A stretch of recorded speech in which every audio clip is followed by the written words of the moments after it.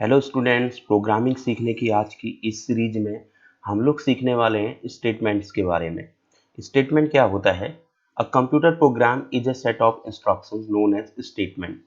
Computer program में अलग अलग हम लोग इंस्ट्रक्शन लिखते हैं, चाहे वो सी लैंग्वेज हो, सी प्लस प्लस हो या जावा हो, तो उन इंस्ट्रक्शंस को हम लोग स्टेटमेंट बोलते हैं।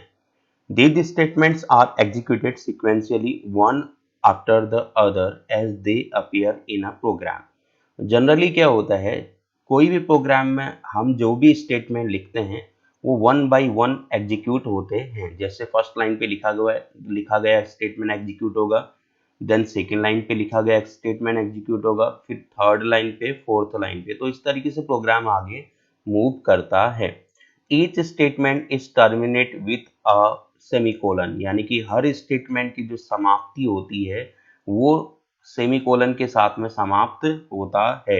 जैसे मान लीजिए अगर हम लोग हैश कोई भी अगर स्टेटमेंट यहाँ पे लिखते हैं, चाहे वो सी हो या सी प्लस प्लस हो या जावा हो, तो हम लोगों को लास्ट में क्या करना होता है, उसको सेमीकोलन के साथ टर्मिनेट करना होता है। जैसे सपोज मैं एक वेरिएबल डिक्लेयर कर रहा हूँ इंटीजर टाइप का, और मैंने उसको वैल्यू दे दी है 15 या 5 दे दी सपोज, तो ये हमने क्या किया, अब टर्मिनेट करना है तो मैंने लास्ट में क्या लगाया, सेमीकोलन। तो इस तरीके से कोई भी स्टेटमेंट को टर्मिनेट करने के लिए उसके लास्ट में सेमीकोलन लगाना जरूरी होता है।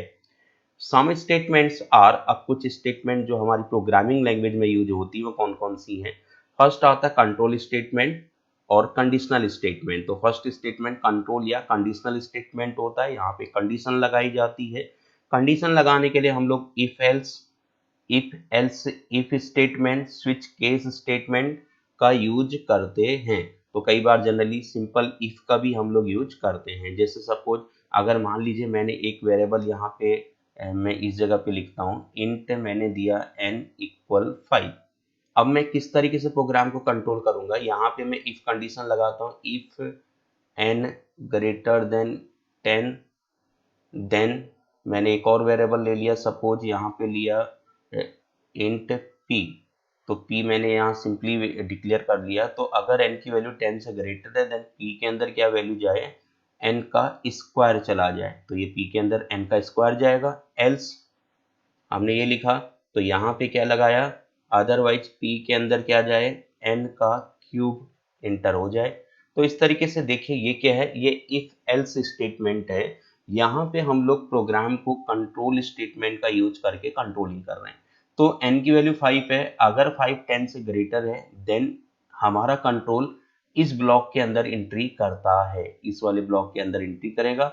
अगर कंडीशन फॉल्स होगी, देन वो एल्स के बाद वाले इस ब्लॉक के अंदर एंटर होता है। तो इस तरीके से हम प्रोग्राम के कंट्रोल को एक स्पेसिफिक कंडीशन के थ्रू जब कंट्रोल करते हैं तो उसे कंट्रोल स्टेटमेंट कहा जाता है। तो इसके लिए हम लोग सिंपल इफ स्टेटमेंट का भी यूज करते हैं, इफ एल्स स्टेटमेंट का भी यूज करते हैं जैसे अभी किया गया है, इफ एल्स इफ स्टेटमेंट का भी यूज करते हैं, या स्विच केस स्टेटमेंट का भी यूज करते हैं। बाकी ये सारे स्टेटमेंट जो मैं यहाँ पे लिखा हूँ, इनके अलग से क्वेश्चंस जो होंगे वो फिर से हम एक वीडियो बनाएंगे उसमें, तो वन बाय वन इन सारी चीज़ों को हम क्वेश्चंस को करेंगे, तो उसमें ये सारे कॉन्सेप्ट और ज़्यादा हमें अच्छे से समझ में आ जाएंगे। इनमें से स्विच केस को क्या है, कई बार इसे ब्रांचिंग स्टेटमेंट भी कहा जाता है। तो ब्रांचिंग इसलिए होती है भाई, खूब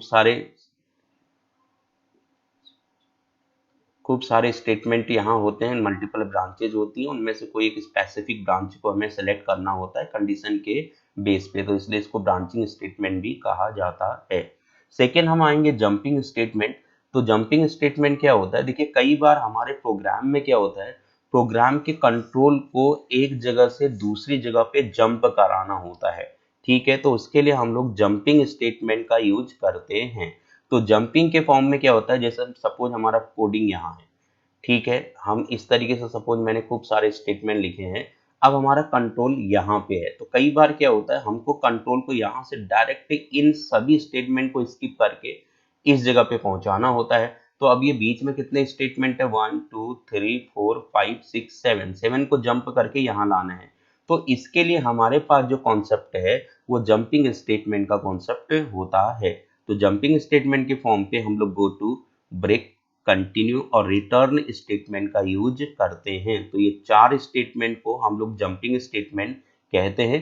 इनमें से go to, break, continue, return, ये चारों जो होते हैं सी और C++ में यूज हो जाते हैं। लेकिन जावा में गो टू स्टेटमेंट का यूज नहीं होता है।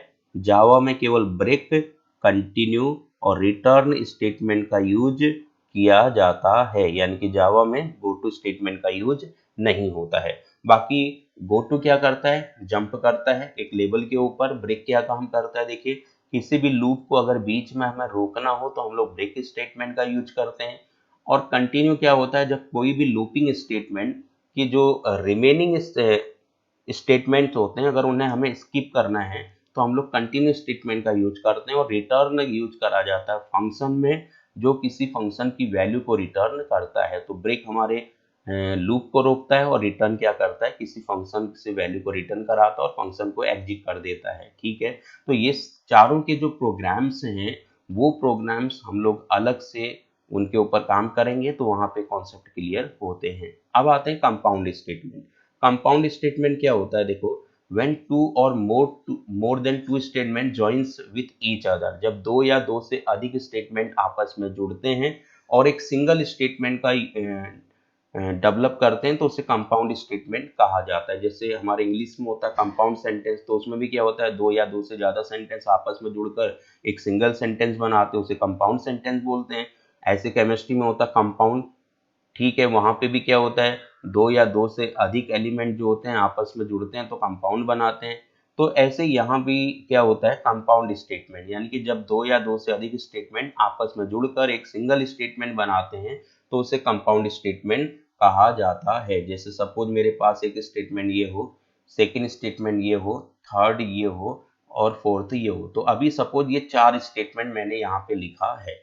अब इन चारों स्टेटमेंट को मुझे कंपाउंड बनाना हो तो मुझे क्या काम करना होता है, मैं इससे पहले कर्ली ब्रेसेस ओपन करूंगा, इसके बाद ये कर्ली ब्रेसेस क्लोज करूंगा। अब इसके अंदर चाहे जितने भी स्टेटमेंट होते हैं वे सभी स्टेटमेंट आपस में मर्ज हो जाते हैं और मर्ज होने के बाद में एक सिंगल स्टेटमेंट को मैन्युफैक्चर करते हैं। तो अब इसमें 4 स्टेटमेंट को जोड़कर एक स्टेटमेंट बनाया। अब अगर हम चाहें तो 5, 6, 7, 8 या 9, 10 कितने भी स्टेटमेंट इसके अंदर हम लोग मर्ज कर सकते हैं। तो कहने का मतलब हो गया, चाहे हम लोग 50 स्टेटमेंट लिखें, 100 लिखें, 500 लिखें, कितने भी स्टेटमेंट अगर हम यहाँ पे मेंशन करते हैं तो वो स्टेटमेंट आपस में वेल्ड होकर एक सिंगल स्टेटमेंट को मैन्युफैक्चर करते हैं। तो कंपाउंड स्टेटमेंट क्या है, when two or more than two statement joins with each other and form a single statement that is called compound statement।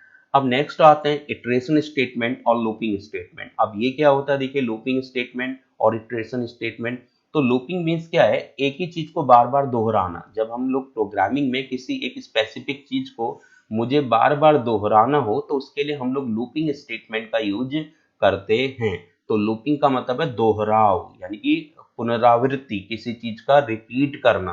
तो इसके लिए हमारे पास में 3 लूप होते हैं, while loop, do while loop और फॉर लूप। वाइल लूप को entry controlled loop भी बोलते हैं, डू वाइल को एग्जिट कंट्रोल लूप भी कहा जाता है। तो इनके थ्रू हम लोग एक चीज को बार बार रिपीट करने का काम करते हैं। तो बाकी इनके जो क्वेश्चंस हैं, while loop, do while loop और फॉर लूप, हम लोग अलग से वीडियो में बात करेंगे। तो उम्मीद है आज आपको ये स्टेटमेंट टॉपिक समझ में आया होगा। Thank you.